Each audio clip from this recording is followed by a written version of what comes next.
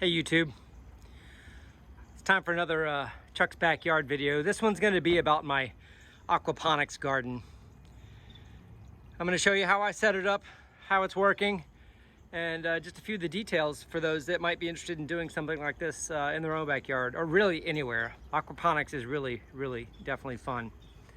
Let me show you a few things I've got. So aquaponics is hydroponics, but it all starts with fish. These are blue tilapia, and this is my mating colony. There's one male in here, and it's the biggest guy in there, and typically he's over there by his flower pot, and that's him there on the left. And the rest are females. And this one male mates with these females, and they produce eggs about every 2 to 3 weeks if the temperature and the pH of the water is within a certain range. Typically about 85 degrees is where they like the water temperature, and right now I'm at about 82 to 84. And pH of above 7 is where they like. In the last week or so, my pH got a little bit low, and I'm in the 6.8 range right now. So actually none of the females have eggs in their mouths.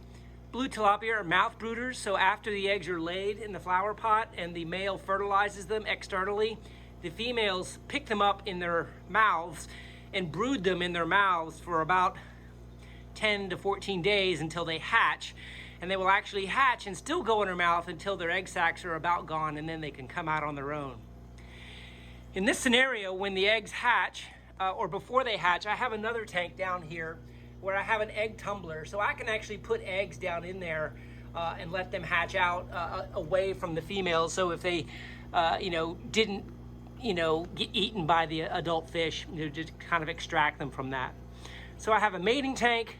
I occasionally use this egg hatching tank, and then I have what's called a grow out tank. And if you notice, my water is a little bit yellow. That's because I put a few extra nutrients in the water for the plants.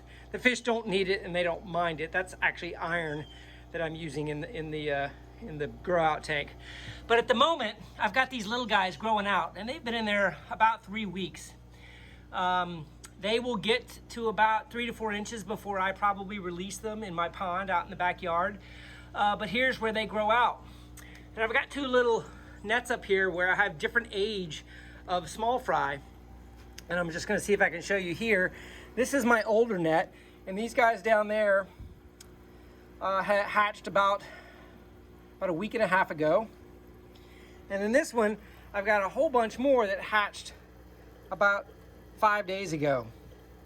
And those are little algae discs I've got down there that they're feeding on at the moment. So I do have some automatic feeders in here. That's kind of a feeder that drops a little bit of fish in there. And I do have a little automatic feeder here that drops into my tank here. So basically, this is the beginning of an aquaponic system, is creating a water-based environment where fish excrete urine, which turns into ammonia. The ammonia effectively has to be cleaned out of a tank. For any of you keeping fish, no, you have to get the ammonia out. I don't have to get the ammonia out of my tank. The plants do that.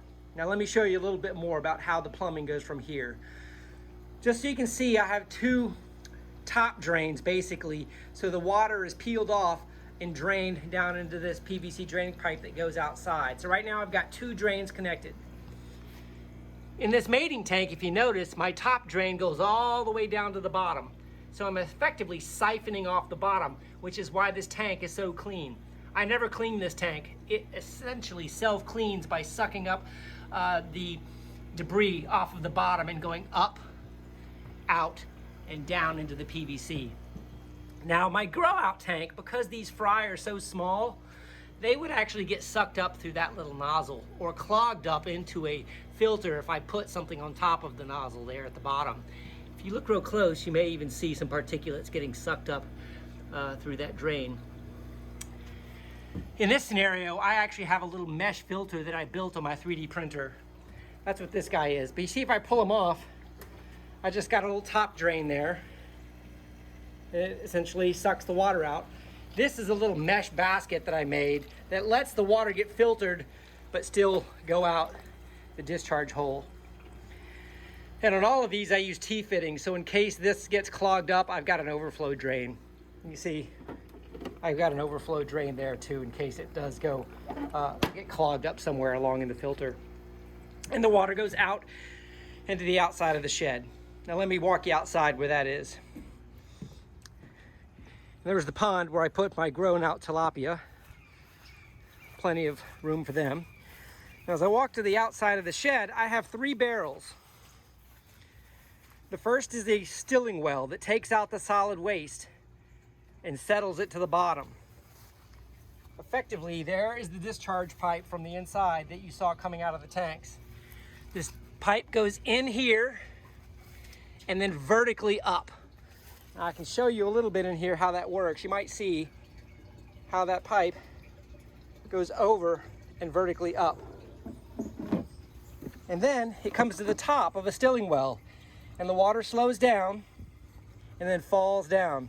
You can see I've got a nice 6-inch PVC pipe here so that it'll settle back down, and then all the solid comes down here to the bottom, and I can just clean that out. I have a tap on here where I can clean it out, or I can stick a siphon down and siphon it from the top. But the clean water, of course, is up at the top edge. So I take it off the top, skim it basically, nice clean water, that comes to the reservoir number 2. So this is my first sump tank. And here you see coming from over there, I throw it, a little frog, they love the moisture in here, in through some lava rock and some filter. So you see, this is mostly clean, and I haven't changed this in weeks. Cleaned it in weeks. It settles out and goes down to the bottom of that barrel, and then I've got a bottom of the barrel siphon up to this edge where it overflows here. Now, because this 155-gallon barrel wasn't a big enough reservoir for the aquaponics system I have set up, I needed basically 110 gallons. So I've got a second barrel. And if you look down there, essentially I've connected these 2 barrels with a PVC pipe so that they're essentially going to be the same height at the hole always. So this water discharges into that pipe, comes into the bottom of this tank. You can see down at the bottom, that's where the water comes in. Now, I do have a float valve in here to continuously top off my tanks. That's what that little float is there. And you can see I've got essentially a water supply so that my barrels never need to be topped off manually. I've effectively got like a toilet float plunger system that if the water gets down below that little float valve, it'll add a little bit of water in here to keep it topped off. And now here's my pump. This is like a 2,500 gallons per hour pump, pretty high capacity with a 1-inch flex line that comes out. And this is where the high pressure part of my system is pumping out of my reservoir. And now we pump back into the aquariums, which goes back into the intake of the aquariums and over to my plants. So essentially it's a split flow system. Comes here, comes here. You can see the PVC pipe coming in there. And then now look, here's where my system comes. High pressure goes up to the top. Now, I've got 3 methods of growing here. I've got grow towers that have the little lines, and those lines do get clogged up. This is not a perfect system. But the overflow comes down here and drips into my clay pebbles. So essentially, my drainage system for my towers goes into the clay pebbles. I also add water here, which controls my flow into my pebbles. And I also drip from one of my towers into a little gutter system that I've got for a little thin film method of growing. Same over here, I've got 2 grow towers with a drip. I've got a thin film, and I've got a water entrance right here where it comes into my corner.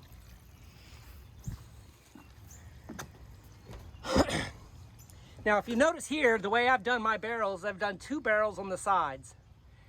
In order to keep these barrels equidistant, I'm going to try to show you here. I've effectively connected them like I did my sumps with a connector pipe. So essentially these are connected by gravity. These two caps here are so I can ensure that these don't get clogged up, so the water stays the same level in both barrels. At the end of both barrel systems,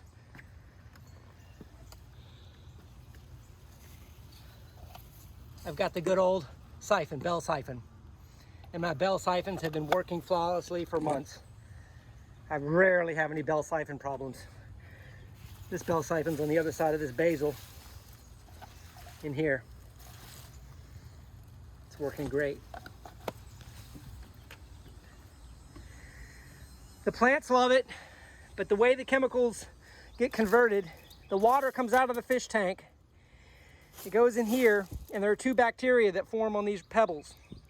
Nitrobacter is the one I can always remember, and there's another one. Ammonia gets converted into nitrite, which is poisonous to fish at some levels, but the nitrite gets converted to nitrate by another bacteria. The nitrate is what these plants love. And the nitrates get cleaned out by the plants so that all of the drainage to the system can go back in those sumps and come back in here to top off my tanks. This is the intake.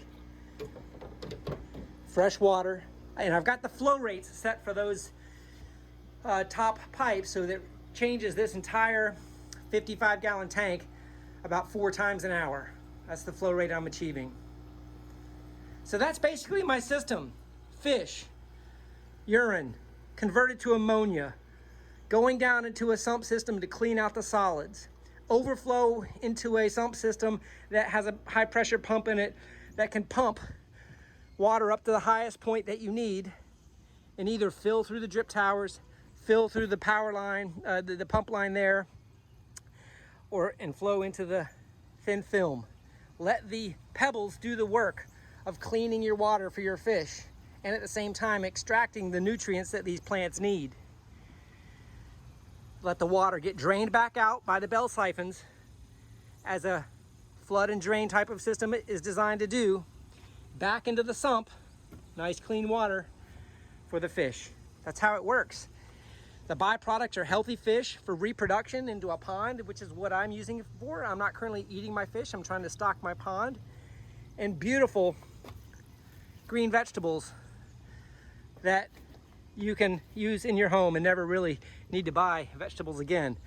I'm not bragging about how these plants look right now. It is late August in Florida. It's tough to grow green leafy vegetables, but these kales are doing just fine. And this is Chinese water spinach, or otherwise known as Kang Kong, and it's growing great here too. Here in the fall, this thing will be just solid green when the temperatures are a little bit more conducive to leafy vegetables. I hope this helped explain how my system works. I'm sure it could generate some questions. I'm glad to answer any questions.